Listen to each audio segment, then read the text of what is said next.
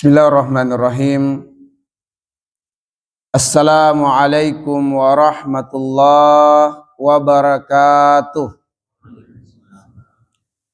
Alhamdulillah al-wahidul qahar al-azizul ghaffar yukawwirul layla wan nahar wa khalaqal insana libtila'i wal ikhtibar liyabluwa ibadahu ayyuhu ahsanu amala fayakunu minal akhyar wa ayyuhu aswa'u amala fayakunu min firaqil ashrar. Asyhadu an la ilaha illallah wahdahu la syarikalah wa asyhadu anna muhammadan abduhu wa rasuluh la nabiyya wa la rasula ba'da.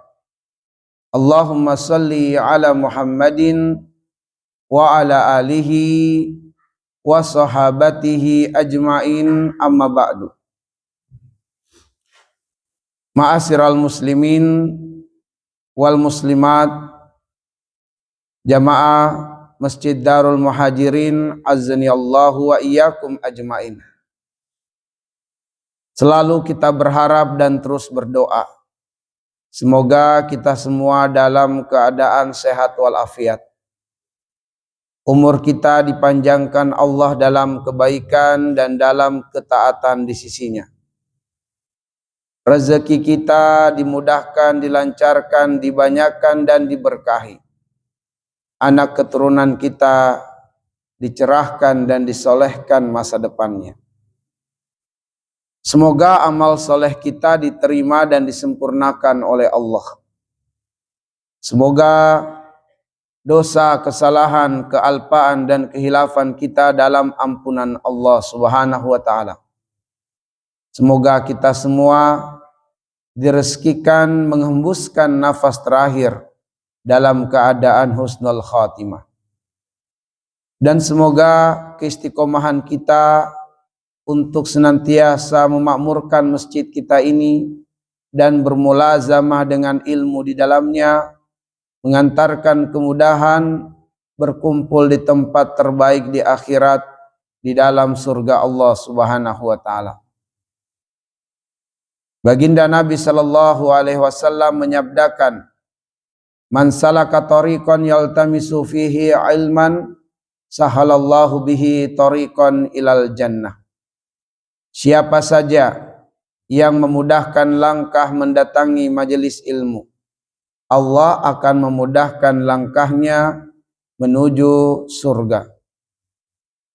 Ma'asyiral muslimin, di kesempatan ini kita akan mentadaburi firman Allah Subhanahu wa ta'ala, ayat yang pertama dari Quran surah Al-Isra.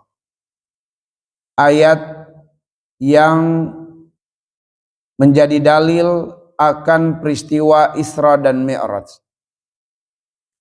Allah Subhanahu wa ta'ala berfirman, Subhanalladzi asra bi abdihi layla minal masjidil haram ilal masjidil aqsa alladzi barakna haulah linuriyahu min ayatina innahu huwas sami'ul basir. Artinya, subhana, maha agung dan maha suci dia, alladzi yang asra memperjalankan di malam hari, bi abdihi seorang hambanya, lailan benar-benar terjadi di waktu malam, minal masjidil haram dari masjidil haram yang berada di Mekah, ilal masjidil aqsa menuju ke masjidil aqsa yang berada di Yerusalem atau Palestina.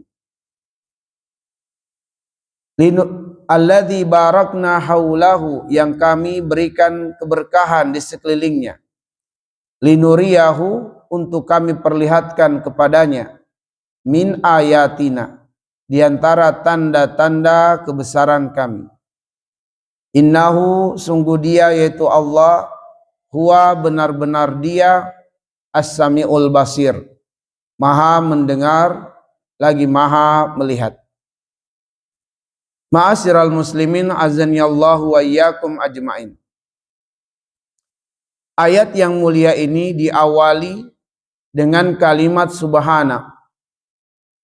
Dan kalimat subhana ini merupakan jawaban tegas dari Allah atas bantahan kepada orang-orang kafir atau orang-orang munafik yang mengingkari atau meragukan peristiwa Isra dan Mi'raj. Keingkaran atau keraguan orang-orang kafir dan orang-orang munafik terhadap Isra Mi'raj diabadikan di dalam Quran surat Al-Isra ayat 90 hingga 93. Di ayat-ayat itu orang-orang kafir mengatakan, orang-orang munafik mengatakan, kami selama-lamanya tidak akan beriman kepada engkau wahai Muhammad dengan pengakuanmu melakukan perjalanan Isra dan Mi'raj sampai engkau pancarkan di depan kami untuk kami mata air, atau engkau memiliki kebun kurma dan kebun anggur dan engkau perlihatkan kepada kami kehebatanmu dengan mengalirkan sungai yang deras di sela-selanya. Wahai Muhammad, bukankah engkau melakukan perjalanan ke langit? Coba engkau perlihatkan kepada kami kepingan langit itu. Bukankah engkau dalam perjalananmu menuju Tuhanmu? Coba engkau datangkan Allah kepada kami. Bukankah engkau dalam perjalananmu ditemani oleh malaikat? Coba hadirkan malaikat agar kami melihatnya. Wahai Muhammad, meskipun engkau adalah orang yang berkedudukan di tengah-tengah kami dengan memiliki banyak harta, rumahmu terbuat dari intan permata berlian, tetap saja kami tidak akan pernah membenarkan engkau mempercayai apa yang kau katakan dengan melakukan pendakian ke langit.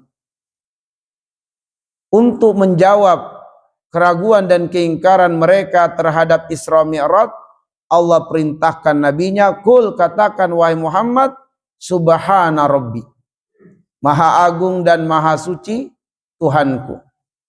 Ma'asyiral muslimin, maka kalimat subhana inilah yang menjadi jawaban untuk menghilangkan keingkaran dan juga keraguan mereka terhadap Isra dan Mi'raj. Pada kalimat subhana terkandung dua makna yang mendalam. Makna yang pertama adalah ta'ziman, yang artinya adalah pengagungan. Dan makna yang kedua adalah tanzihan, yang artinya adalah penyucian. Adapun makna yang pertama, pengagungan, maksudnya adalah pengagungan kepada Allah yang maha tinggi lagi maha mulia, zatnya, nama-nama dan sifat-sifatnya, kemampuannya dan perbuatannya. Bahwa Allah Subhanahu wa ta'ala maha tinggi lagi maha mulia zatnya, karena zat Allah lam yalid walam yulad. Tidak ada yang awal bagi Allah dan tidak ada yang akhir setelah Allah.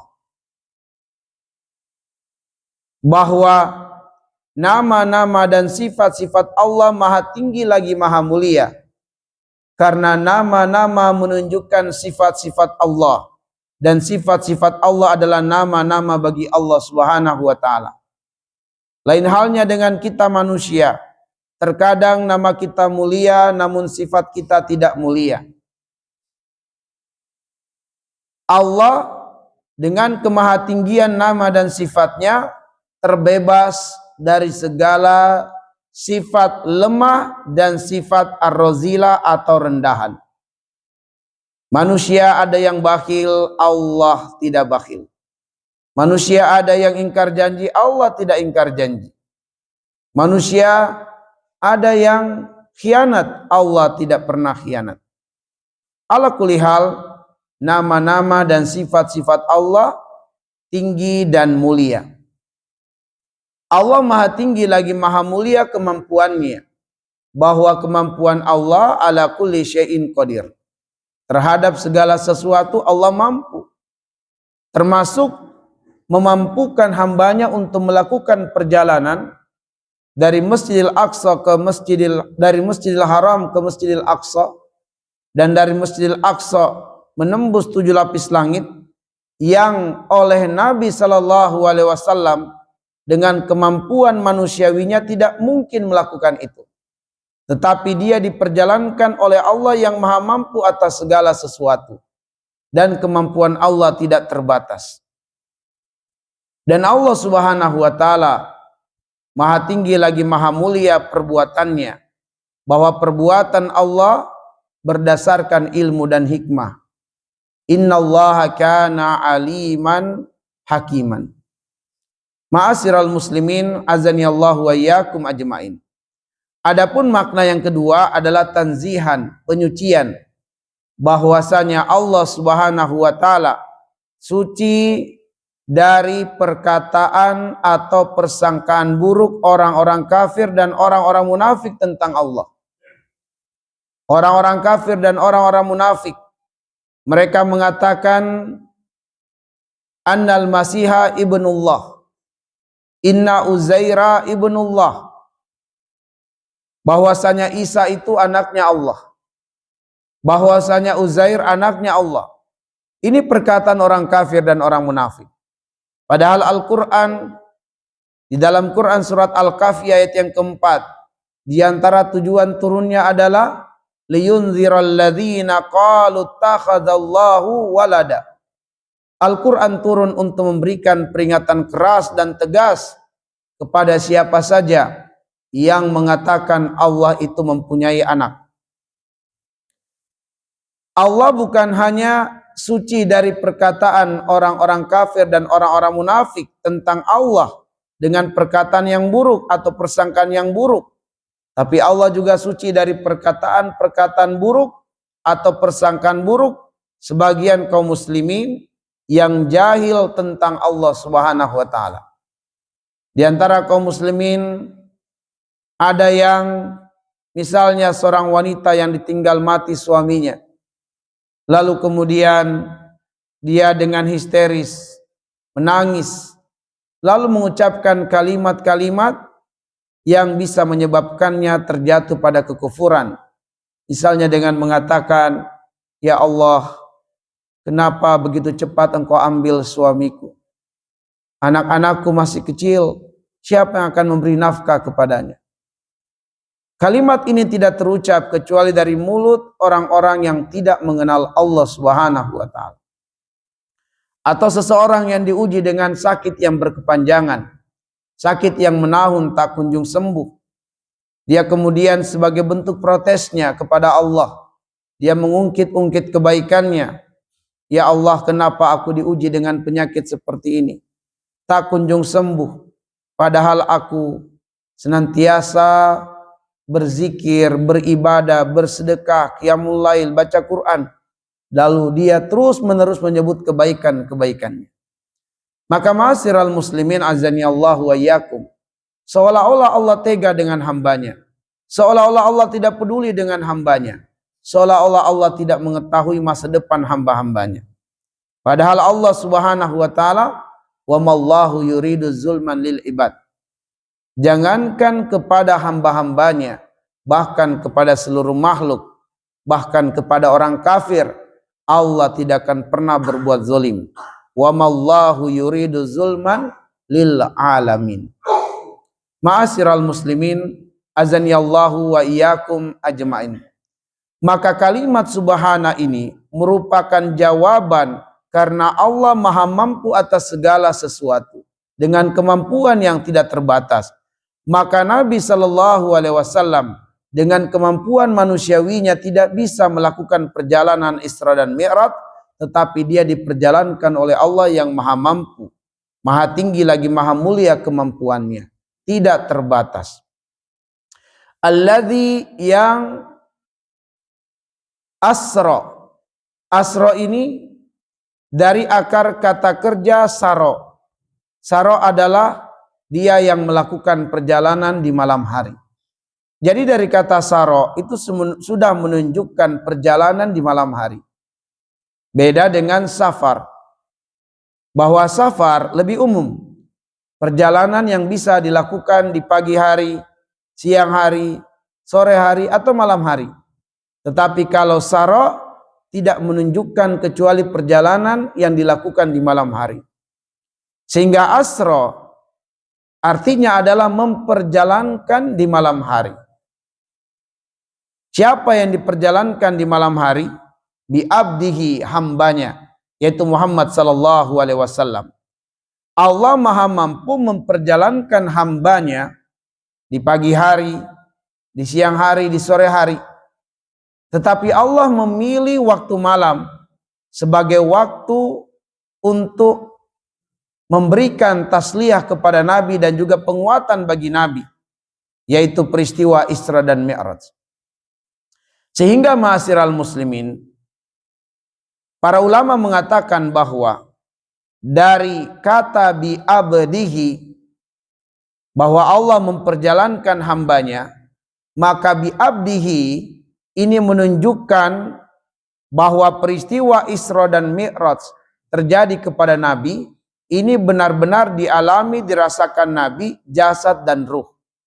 Bukan hanya ruh saja, sebagaimana perkataan sebagian orang-orang yang Mu'tazilah atau orang-orang yang mengedepankan logika dan akal mereka, bahwa perjalanan Isra dan Mi'raj bagi Nabi adalah perjalanan ruh atau perjalanan mimpi. Sebab menurut mereka dengan kecepatan yang melebihi kecepatan cahaya, pastilah tubuh Nabi akan hancur, tak tersisa, terbakar. Sehingga mereka mengatakan ini adalah perjalanan ruh, perjalanan mimpi. Maka ma'asyiral muslimin, dengan keterangan dari Allah bi abdihi, maka oleh para ulama ahli bahasa, dengan kata abdun itu menunjukkan jasad dan ruh. Benar-benar terjadi kepada Nabi dalam peristiwa Isra dan Mi'raj itu jasad dan ruh. Selain itu, juga ayat ini diawali dengan kalimat subhana yang menunjukkan ijaz atau mukjizat. Karena sekiranya ini bukan peristiwa yang luar biasa, tentu terlalu tabzir ayat ini diawali dengan subhana. Andaikan peristiwa Isra Mi'raj adalah perjalanan ruh, bukan perjalanan jasad dan ruh, apa bedanya? Apa hebatnya? Bukankah di antara kita juga mengalami mimpi terbang ke langit, bertamasya di bulan? Tapi apa hebatnya kalau ini hanyalah mimpi? Tidak ada hebatnya. Karena itu terlalu tabzir ayat ini diawali dengan kalimat subhana, sekiranya ini adalah perjalanan mimpi. Dan tentu ma'asyiral muslimin, orang kafir tidak akan memberikan pengingkaran dengan pengingkaran yang keras kepada Nabi atas pengakuannya di Isra dan di Mi'raj, kan sekiranya ini adalah perjalanan ruh. Tapi justru orang kafir memberikan pengingkaran yang keras, tidak mengakui akan peristiwa Isra dan Mi'raj, dikarenakan ini benar-benar terjadi kepada Nabi jasad dan ruh. Sehingga keterangan bi abdihi untuk menjelaskan kepada kita semua bahwa Isra dan Mi'raj kepada Nabi benar-benar terjadi kepada beliau jasad dan ruh, bukan hanya perjalanan ruh atau perjalanan mimpi. Lalu kemudian Allah memberikan keterangan lailan yang sebenarnya tadi sebagaimana kami bahasakan, bahwa dari kata kerja asra itu sudah menunjukkan perjalanan yang terjadi di waktu malam. Namun dengan adanya kata lailan sebagai penekanan, penegasan dan penguatan bahwa peristiwa Isra dan Mi'raj betul-betul terjadi dalam satu malam. Dalam satu malam. Dan tentu ma'asyiral muslimin, disebutkan kata lailan agar supaya kita dalam menggali hikmah dan pelajaran memberikan perhatian besar terhadap waktu malam. Tadi sudah kita sebutkan bahwa Allah bisa memperjalankan hambanya dalam peristiwa Isra Mi'raj ini di waktu pagi, di waktu siang, di waktu sore.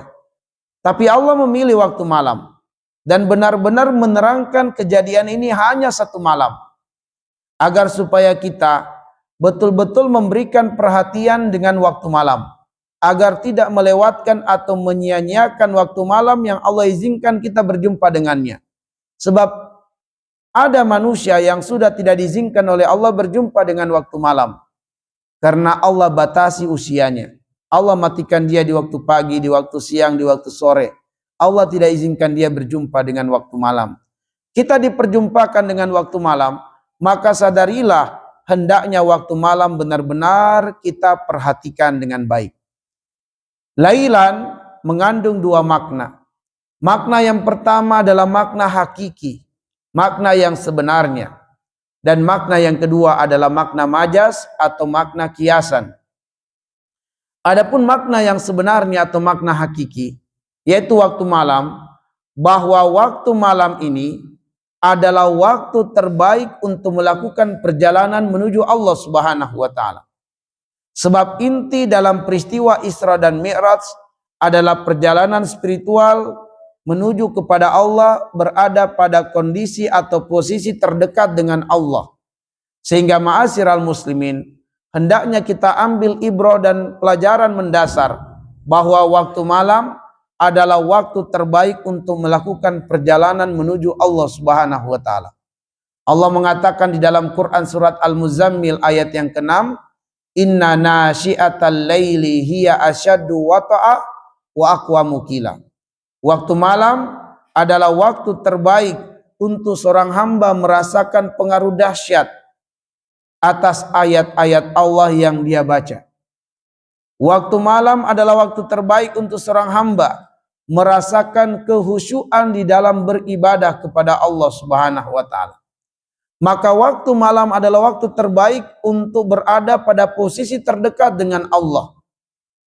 Maka hendaknya kita tidak menghabiskan waktu malam atau sebagian besar malam kita diisi dengan nonton, diisi dengan begadang, nongkrong yang pembahasannya tidak jelas, bahkan tersisipi dengan ghibah. Waktu malam bukan waktu terbaik untuk bermain game atau apalagi mengisi malam dengan maksiat. Ada yang mengisi malam dengan khamar, mengisi malam dengan judi, berzina dan seterusnya. Ma'asyiral muslimin, waktu malam adalah waktu untuk melakukan perjalanan menuju Allah, berada pada posisi yang terdekat dengan Allah. Sebab itulah Allah memuji hamba-hambanya yang mengisi malam dengan ibadah. Di antaranya Allah Subhanahu wa taala memuji hamba-hambanya yang bangun di waktu malam untuk qiyamul lail. Kata Allah, "Tatajafa junubuhum anil madaji'i yad'una rabbahum khaufan wa tama'a." Mereka menjauhkan lambung-lambungnya dari tempat-tempat tidurnya karena ketamakan mereka untuk mendapatkan rahmat Allah Subhanahu wa taala. Ini pujian dari Allah untuk mereka yang bangun untuk qiyamul lail di malam hari demi bisa mendapatkan rahmat Allah Subhanahu wa taala.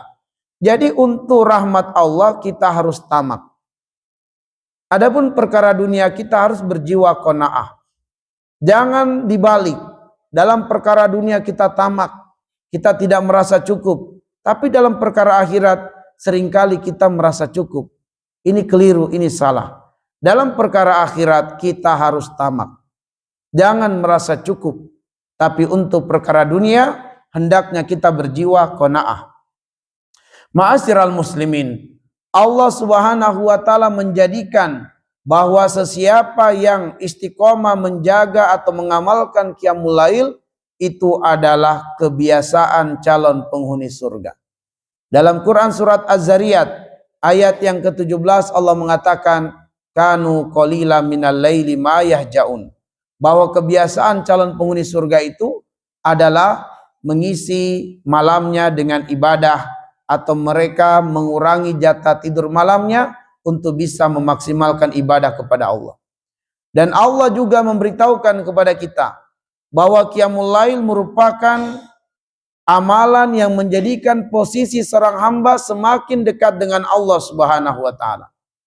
Kata Allah, "Wa minal laili fatahajjad bihi nafilatan laka asa ayyab'asaka rabbuka maqaman mahmuda." Di sebagian malam kata Allah, bangunlah untuk qiyamul lail sebagai ibadah tambahan selain ibadah wajib. yang dengan mengerjakannya Allah mengangkat derajatmu ke kedudukan yang terpuji. Kata Ibnu Abbas, maqaman mahmuda artinya adalah kedudukan yang semakin dekat dengan Allah Subhanahu wa taala. Ma'asyiral muslimin, maka waktu malam adalah waktu terbaik untuk melakukan perjalanan menuju Allah dengan amalan yang terbaik, yaitu amalan qiyamul lail atau amalan salat. Sebab Nabi mengatakan, aqrabu ma yakunul abdu min rabbih fahuwa sajidun fa aksiru ad-du'a'u fihi. Kondisi terdekat seorang hamba dengan Tuhannya adalah ketika dia melakukan amalan sujud, maka hendaknya memperbanyak doa di waktu sujud. Amalan sujud adalah amalan yang terdapat di dalam solat. Sebab itulah amalan terbaik di waktu malam adalah solat atau qiyamul lail. Ma'asyiral muslimin azani Allah wa yakum. Ini makna yang pertama, makna hakiki. Adapun makna majas atau makna kias, bahwa waktu malam itu adalah waktu yang menunjukkan kegelapan, dan kegelapan itu mengisyaratkan atau menyimbolkan kesedihan, kesunyian, kesendirian.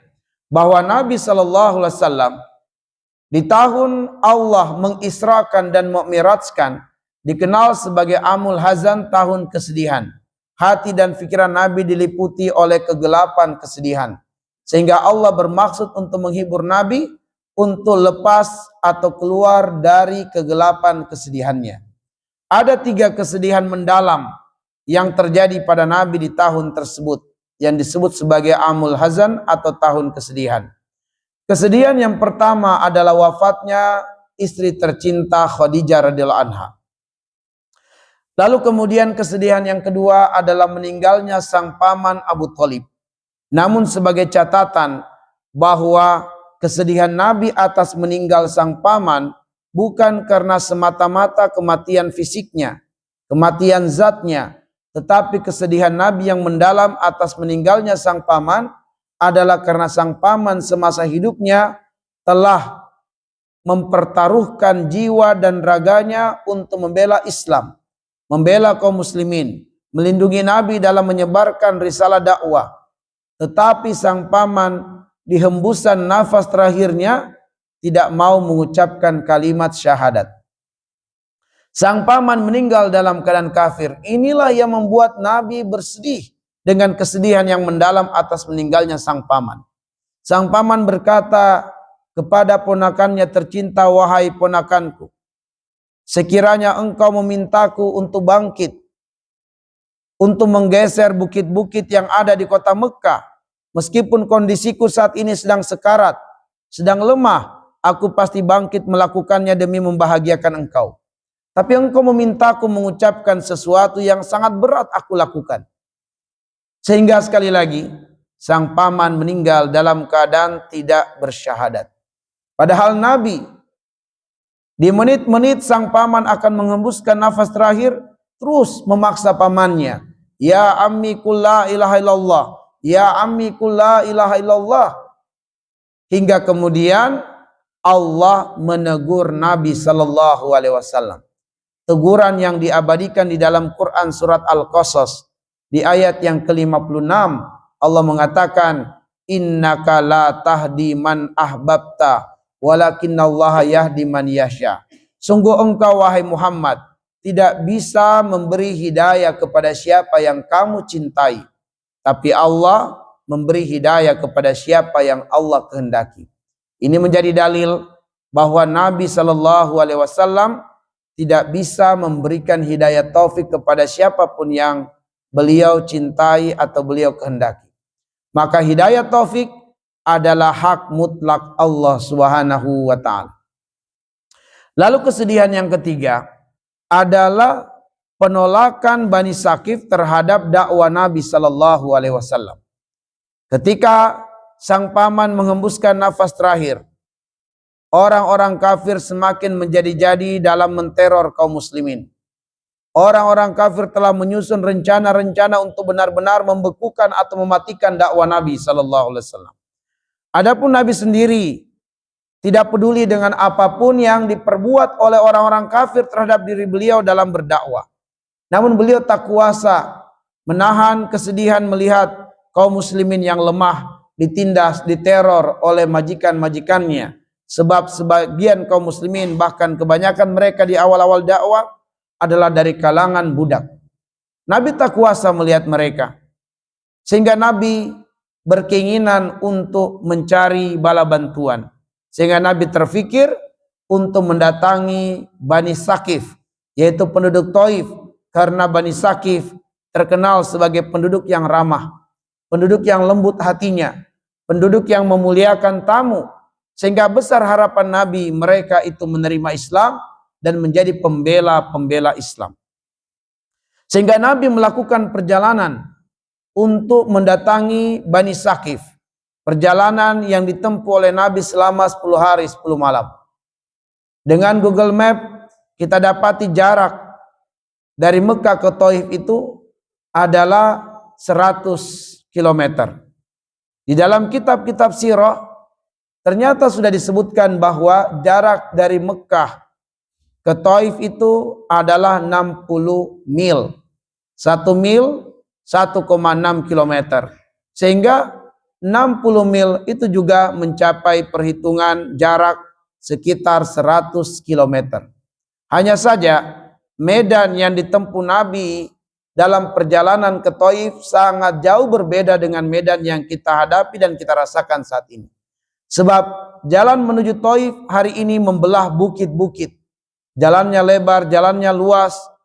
Dengan bus kita bisa menempuh perjalanan 1 hingga 1,5 jam hingga 2 jam. Adapun Nabi SAW, beliau melakukan pendakian dan menuruni lembah untuk melakukan perjalanan sampai ke Taif, memakan waktu 10 hari 10 malam. Sesampainya di sana, harapan besar Nabi ternyata sangat jauh dari realitasnya. Nabi bukan hanya direndahkan, dihina, dicela, dicemooh, bahkan Nabi diusir, bahkan Nabi dilempari dengan batu. Ma'asyiral muslimin, satu kampung menghinakan Nabi, melempari Nabi. Satu kampung, tua muda, laki perempuan, budak atau merdeka, semuanya menghinakan Nabi, melempari Nabi dengan batu, mengusir Nabi untuk keluar dari Taif, bahkan mengikuti Nabi dengan lemparan-lemparan batu. Kalau saja ada seorang penjahat atau pencuri yang ditangkap di perumahan kita atau di komplek kita lalu digebukin oleh massa, niscaya kita akan dapati ada beberapa orang yang akan ibah kepada penjahat itu. Ada orang-orang yang berusaha melerai aksi massa, jangan, hentikan, khawatir dia mati. Ada orang-orang yang ibah, ada orang-orang yang perhatian walaupun ini adalah penjahat. Tapi lain halnya dengan Nabi ketika berdakwah di Taif, dihinakan oleh satu penduduk, tak seorang pun yang ibah kepada Nabi SAW. Baik laki atau perempuan, tidak ada yang ibah dengan Nabi. Semuanya mencela Nabi, semuanya mengusir Nabi, semuanya bergembira dengan melempari Nabi.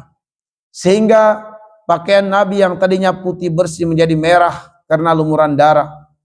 Semua kitab-kitab sirah menyebutkan bahwa sendal Nabi itu menjadi basah karena darah.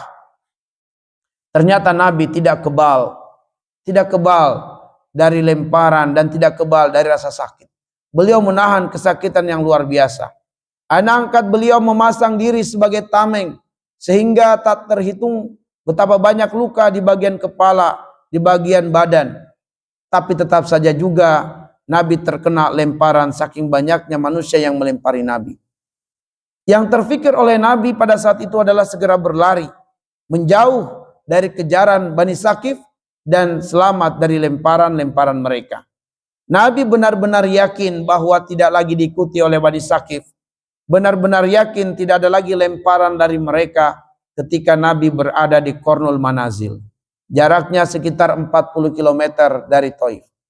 Disitulah kemudian Nabi menyadari bahwa sudah tidak ada lagi lemparan-lemparan.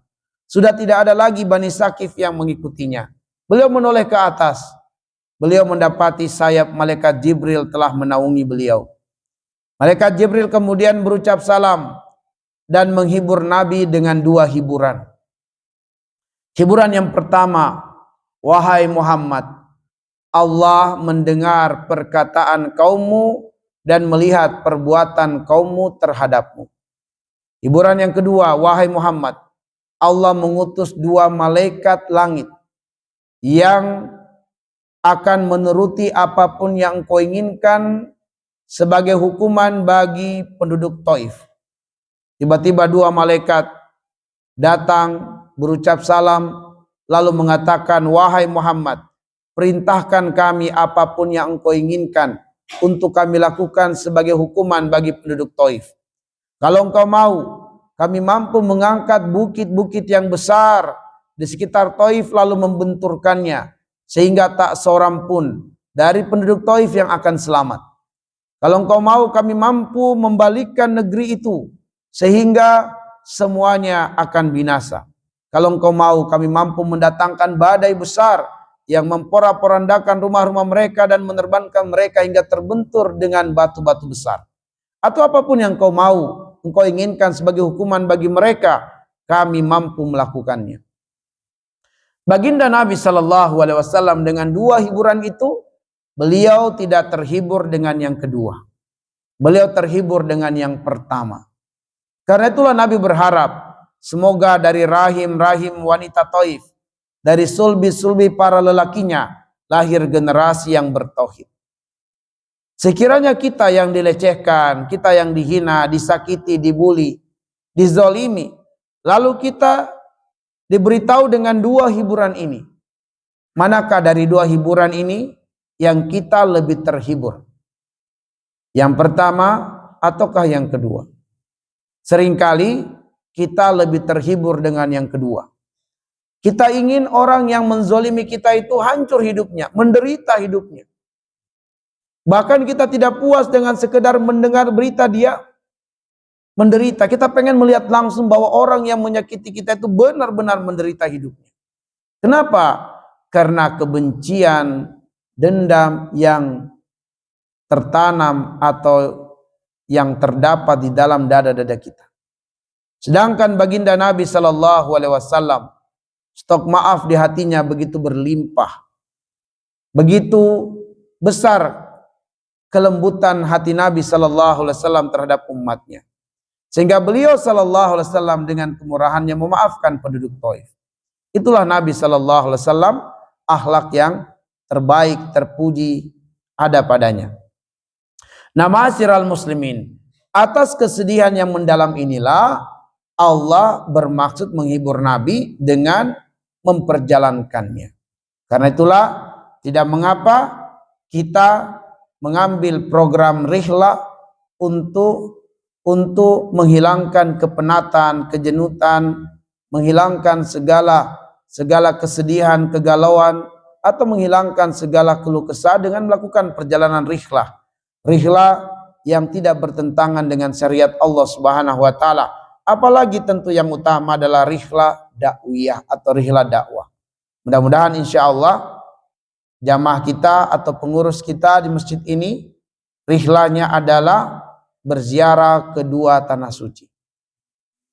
Nah, ma'asyiral muslimin azanillahu wa iyyakum ajmain. Minal Masjidil Haram ilal Masjidil Aqsa. Berapa perjalanan atau berapa jarak dari Masjidil Haram ke Masjidil Aqsa? Kalau kita menggunakan aplikasi Google Earth, kita akan dapati jarak dari Masjidil Haram ke Masjidil Aqsa itu adalah 767 mil. Sebagai bentuk i'jazul Quran, para ulama melakukan riset penelitian bahwa penyebutan Masjidil Aqsa hanya sekali di dalam Al-Quran, yaitu hanya terdapat di dalam Quran surat Al-Isra ayat 1. Sedangkan penyebutan Masjidil Haram sebanyak 16 kali di dalam Al-Quran. Sebelum surat Al-Isra, penyebutan terakhir Masjidil Haram terdapat di surat At-Taubah ayat yang ke-28. Selanjutnya di ayat 29 terus sampai akhir surat At-Taubah, kemudian surat Yunus, kemudian surat Hud, kemudian surat Yusuf, kemudian surah Ar-Ra'du, kemudian surah Ibrahim, kemudian surah Al-Hijr, surat An-Nahl, itu tidak ditemukan lagi penyebutan Masjidil Haram sampai ketemu di ayat yang pertama surat Al-Isra. Nah, sehingga jarak atau jumlah ayat dari surat At-Taubah ayat 28 sampai surat Al-Isra ayat pertama, ini jaraknya adalah 767 ayat. Jumlahnya 767 ayat. Itulah jarak dari Masjidil Haram ke Masjidil Aqsa. Kemudian ma'asyiral muslimin, Allah mengatakan barakna haulahu, yang kami berikan keberkahan padanya. Kami berikan keberkahan padanya atau keberkahan di sekelilingnya atau di sekitarnya. Bahwa keberkahan itu ada dalam dua kondisi. Keberkahan ada dalam kesenangan yang disebut dengan rahmat, dan keberkahan ada dalam ketidaksenangan yang disebut dengan hikmah. Maka Masjidil Haram adalah simbol keberkahan dalam kesenangan, dan Masjidil Aqsa adalah simbol keberkahan dalam ketidaksenangan. Ada begitu banyak rahmat dan ada begitu banyak hikmah. Ma'asyiral muslimin, ketika seseorang menikah, apa doa yang Nabi ajarkan untuk kita ucapkan kepadanya? Barakallahu laka wa baraka alaika. Barakallahu laka adalah keberkahan kepadamu atas kesenangan yang kamu jumpai dalam ikatan berumah tangga.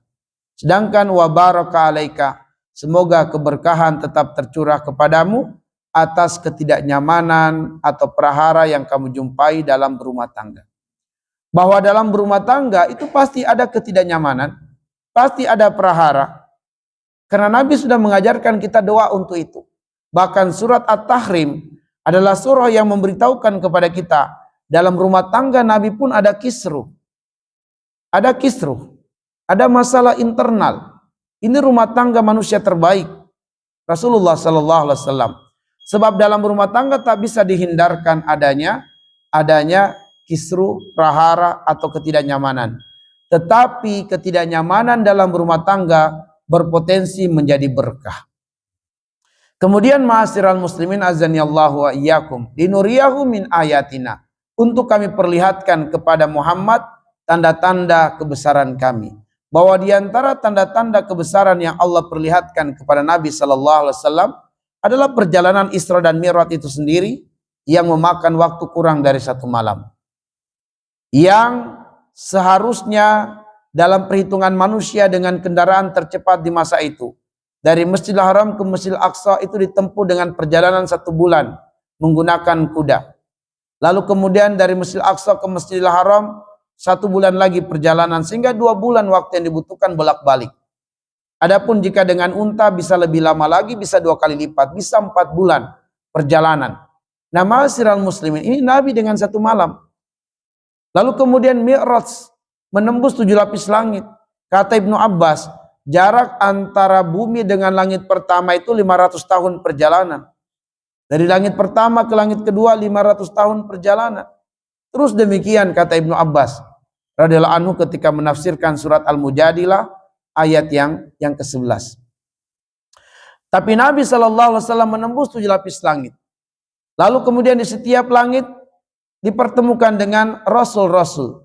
Di antaranya di langit yang pertama beliau bertemu dengan Abul Bashar Nabiullah Adam alaihissalam. Di langit kedua bertemu dengan Nabi Isa dan juga Nabi Yahya, dan pendapat yang terkuat kedua nabi ini bersepupu. Di langit yang ketiga beliau bertemu dengan Nabiullah Yusuf alaihissalam. Di langit yang keempat berjumpa dengan Nabiullah Idris. Di langit yang kelima berjumpa dengan Nabiullah Harun. Di langit yang keenam berjumpa dengan Nabiullah Ibrahim alaihissalam, dan di langit yang ketujuh beliau berjumpa dengan kakek beliau Ibrahim alaihissalam, yang kala itu Ibrahim bersandar di dinding Baitul Ma'mur. Nah, ma'asyiral muslimin, Baitul Ma'mur adalah di antara kebesaran Allah yang Allah perlihatkan kepada nabinya. Sebab Nabi mengatakan, di Baitul Ma'mur 70.000 malaikat masuk setiap hari, dan yang masuk itu tidak pernah lagi keluar-keluar. Ini menunjukkan betapa banyaknya tentara Allah para malaikat dan betapa luasnya Baitul Ma'mur. Di dalam Baitul Ma'mur itu terdapat Ka'bah yang apabila ditarik garis lurus ke bawah, maka Ka'bah yang di Baitul Ma'mur terhubung dengan Ka'bah yang ada di dalam Masjidil Haram. Maka Ka'bah yang ada di Baitul Ma'mur, para malaikat melakukan tawaf. Yang kata Nabi, setiap hari 70.000 malaikat masuk ke Baitul Ma'mur untuk melakukan tawaf. Dan yang masuk ini tidak keluar-keluar lagi. Tak terbayangkan betapa banyaknya tentara-tentara Allah dari kalangan malaikat dan betapa luasnya Baitul Ma'mur itu. Kemudian ma'asyiral muslimin, Allah perlihatkan kepada Nabi dan Allah mengizinkan Nabi sampai kepada Sidratul Muntaha, puncak tertinggi di atas langit ketujuh, yang malaikat terkuat di langit, malaikat Jibril, tak mampu sampai ke tempat itu. Malaikat Jibril mengatakan, tak kuasa tubuhku ini untuk sampai ke atas, tidak diizinkan aku untuk sampai ke atas. Sehingga Nabi SAW sendiri sampai ke Sidratul Muntaha. Dalam perjalanan menuju ke Sidratul Muntaha, beliau diperlihatkan surga, diperlihatkan neraka, dan juga calon-calon penghuninya. Di Sidratul Muntaha, ma'asyiral muslimin, Allah Subhanahu wa Ta'ala memberikan wahyu kepada Nabi, sekaligus perintah untuk menjalankan sholat 5 waktu yang tadinya adalah 50 waktu. Namun atas usulan Nabi Musa di langit yang ke-6, beliau bolak-balik kepada Allah sehingga jadilah 50 waktu menjadi 5 waktu. Namun kemurahan Allah, setiap waktunya dilipat gandakan 10 kali, sehingga 5 waktu setara senilai dengan 50 waktu. Itu juga adalah kebesaran yang Allah berikan kepada nabinya, diperlihatkan kepada nabinya, yaitu sholat 5 waktu, satu-satunya syariat yang tidak melalui perantara malaikat Jibril alaihissalam. Maka ma'asyiral muslimin, inilah yang paling inti dan paling mendasar dalam peristiwa Isra dan Mi'raj, yaitu perjumpaan menuju Allah, mendapatkan hadiah terbesar dari Allah, yaitu salat 5 waktu. Karena itulah Nabi mengatakan, as-salatu khairul maudhu. Salat adalah sebaik-baiknya perintah Allah, karena satu-satunya syariat yang disyariatkan kepada Nabi dan umatnya adalah salat 5 waktu tanpa perantara malaikat Jibril alaihissalam.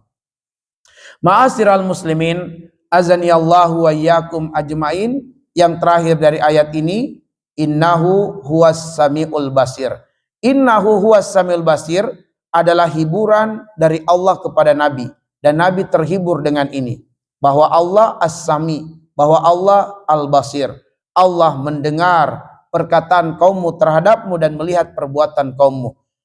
Bahwa Nabi terhibur dengan as-samiul basir, sehingga Allah Subhanahu wa Ta'ala menutup ayat yang mulia sebagai hiburan kepada Nabi, innahu huwas samiul basir.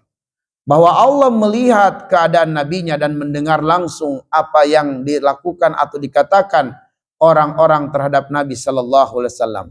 Di dalam Al-Qur'an, As-Sami selalu disandingkan dengan 3 nama Allah. As-Sami'ul Basir, As-Sami'ul Alim, As-Sami'ul Qarib. As-Sami termasuk Asma'ul A'zam, termasuk nama-nama Allah yang agung, yang sekiranya kita berdoa, hendaknya kita sebut nama Allah As-Sami. Sebab para ulama mengatakan bahwa doa-doa yang di dalamnya ada Ismul A'zam pastilah mustajab.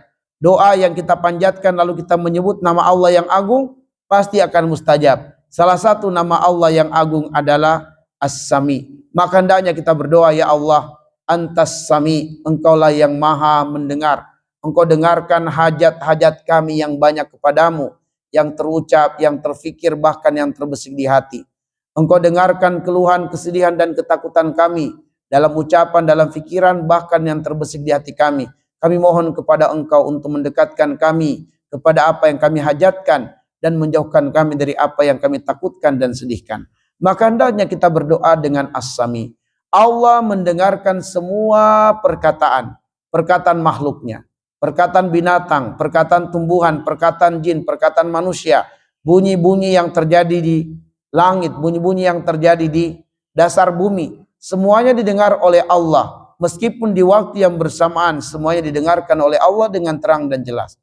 Bukan hanya Allah dengar, tapi Allah melihat langsung bagaimana benda-benda itu bergesekan. Bagaimana manusia itu saling berkomunikasi, jin berkomunikasi, binatang, tumbuh-tumbuhan, semuanya dilihat oleh Allah. Allah mengetahui keadaan-keadaan makhluk-makhluk itu ketika mereka berkomunikasi. Ketika benda-benda menghasilkan bunyi, Allah dengar, Allah lihat, Allah tahu, dan Allah dekat. Ma'asyiral muslimin, kalau Allah sudah mengabarkan keadaannya demikian, As-Samiul Basir, As-Samiul Alim, As-Samiul Qarib, kenapa kita lebih curhat kepada teman kita dibandingkan kepada Allah? Kita bahkan bisa berjam-jam curhat dengan kawan, dengan sahabat. Kenapa kita tidak curhat dengan Allah? Kenapa kita tidak memaksimalkan waktu malam untuk mengadu kepada Allah Subhanahu wa taala, padahal kita sangat sadar betapa kita memiliki banyak sekali hajat, banyak sekali keluhan dan kesedihan. Maka curhatlah kepada Allah, sebab Allah yang lebih tahu keadaan kita, kondisi kita. Allah yang maha tahu masa depan kita. Dan Allah yang tahu apa yang terbaik serta solusi terbaik untuk persoalan-persoalan hidup kita. Dan Allah sangat dekat dengan kita, melebihi dekatnya urat leher kita. Ma'asyiral muslimin azani Allah wa iyyakum ajmain. Demikianlah penggalian hikmah atau tadabbur dari satu ayat yang mulia ini di surat Al-Isra ayat yang pertama. Semoga Allah Subhanahu wa taala memberikan kita taufik untuk senantiasa mengkaji, mendalami ilmu-ilmu Islam, diberikan taufik untuk dapat mengamalkannya, diberikan taufik untuk istiqomah di atasnya, dan semoga hembusan nafas terakhir kita adalah hembusan kalimat la ilaha illallah.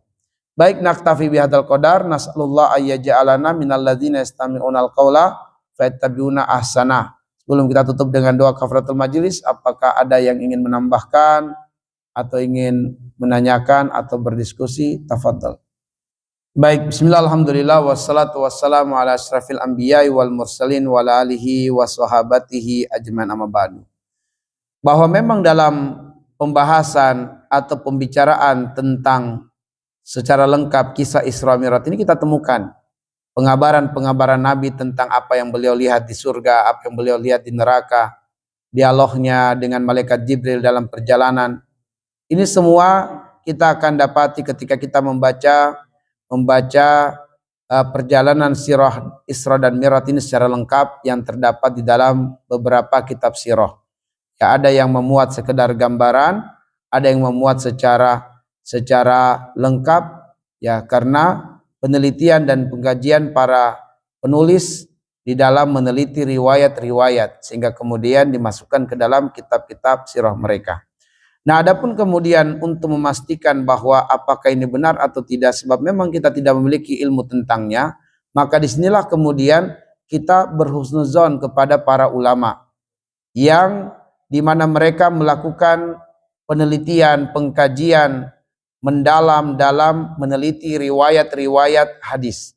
Maka dikenallah ada ilmu sanad, ada ilmu matan, lalu kemudian dikenal pula ilmu rijalul hadis. Diteliti semuanya, bukan hanya matannya hadis, tapi juga diteliti sanadnya, diteliti rijalnya, siapa perawi-perawinya, diteliti semua. Sehingga akhirnya kemudian sampai kepada kita hari ini pembagian hadis. Ada hadis yang sahih, ada hadis yang hasan, ada hadis yang hasan li ghairihi, lalu kemudian ada hadis yang dhaif, ada hadis yang mardud. Ini semua adalah pembagian hadis sebagai buah karya dari penelitian pengkajian para ulama yang mendalam tentang matan hadis, sanad hadis, kemudian rijalul hadis. Itu dipelajari, dikaji dan diteliti sehingga kemudian muncullah kitab-kitab hadis yang sampai kepada kita hari ini. Bahwa di dalam kitab-kitab para ulama sepakat bahwa riwayat yang berasal dari Bukhari dan Muslim itu dikenal sebagai muttafaqun alaihi. Jadi kalau Bukhari meriwayatkan dan Muslim meriwayatkan sama secara teks hadis atau matannya sama, walaupun kemudian jalur periwayatannya berbeda, tetapi teksnya matannya sama, Bukhari sama dengan Muslim, disebutlah muttafaqun alaihi atau bersepakat para ulama tentangnya. Karena Imam Bukhari dan Imam Muslim meskipun dengan jalur yang berbeda tapi ternyata teksnya sama, maka disebutlah muttafaqun alaihi.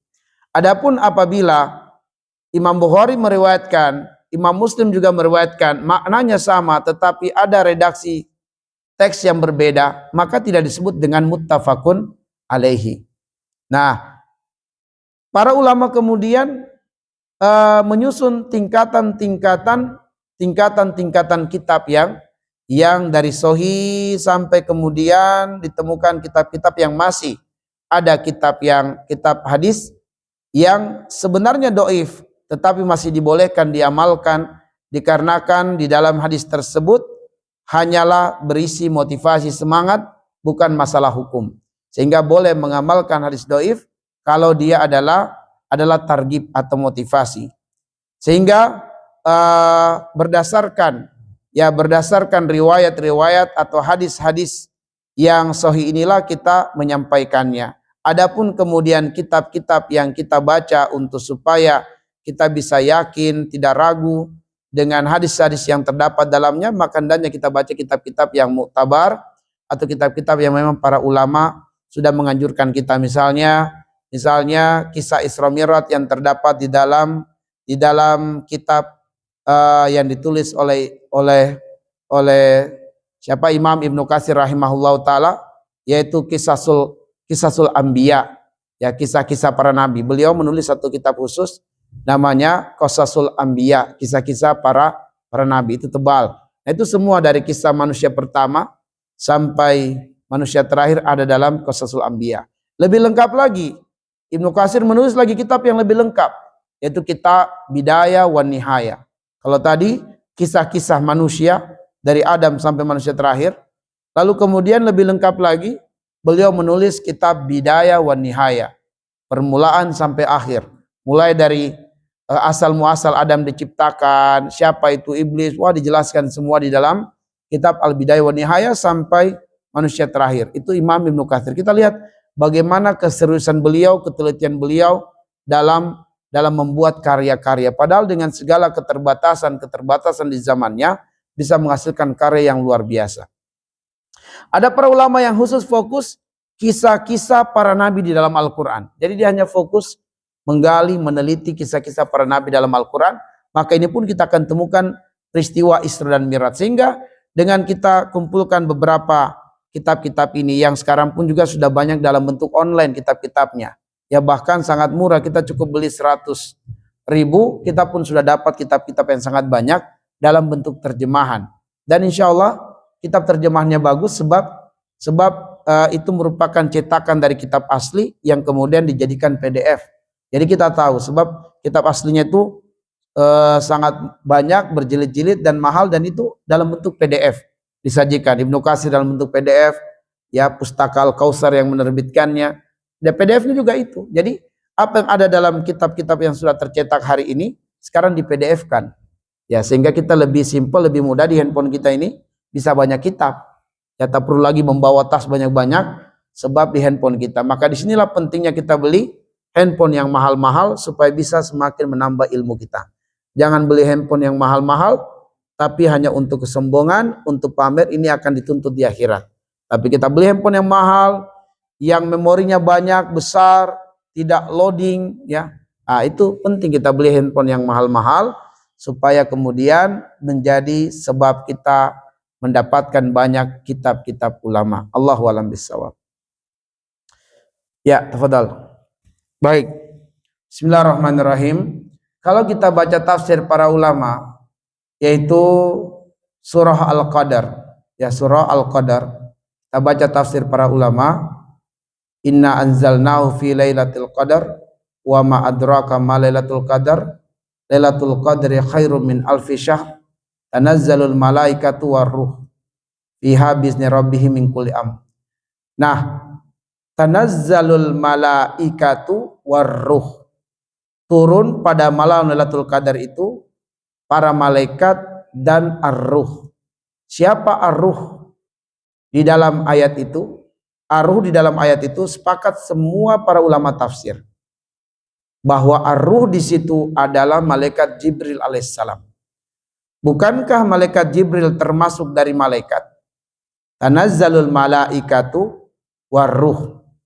Malaikat Jibril termasuk dari kalangan malaikat. Lalu kenapa disebutkan penyebutannya terpisah?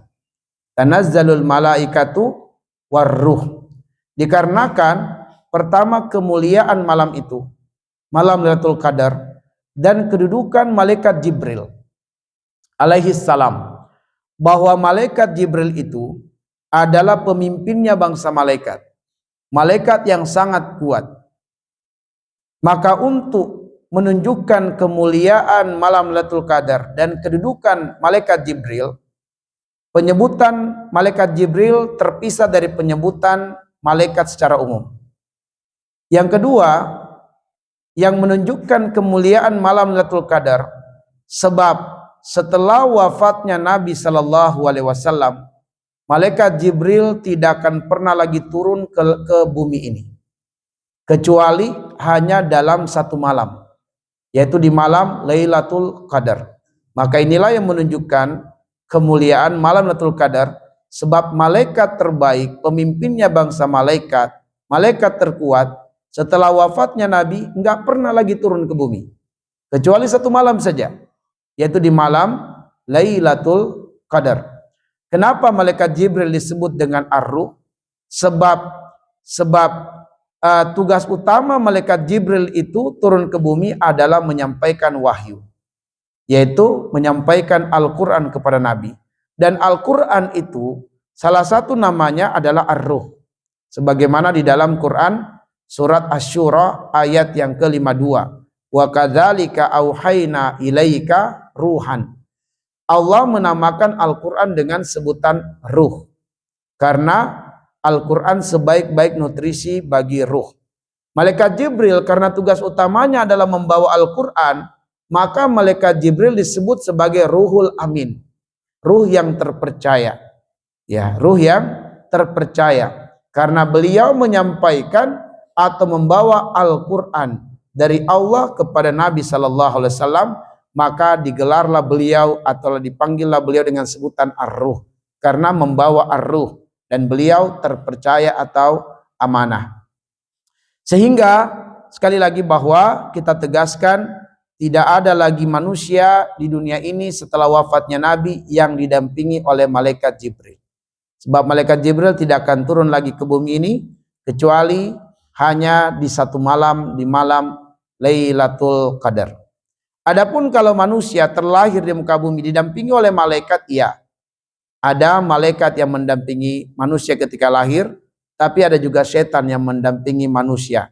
Maka terjadi perseteruan antara malaikat dan setan setiap waktu untuk menguasai hati kita. Ini disebutkan oleh Ibnu Qudamah dalam kitab Mukhtasar Minhajul Qasidin. Terjadi perseteruan setiap hari antara malaikat dengan setan laknatullah alaih.